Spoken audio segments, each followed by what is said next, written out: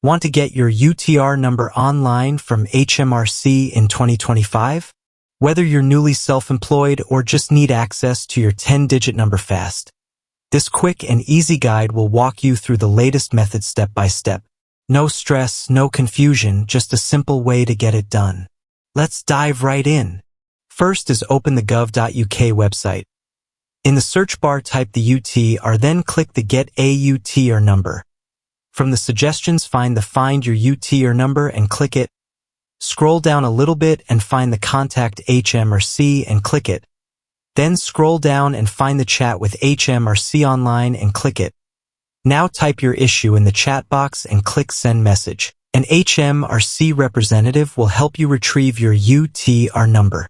And that's it. You've now seen exactly how to get your UTR number online from HMRC quick and easy, just like we promised.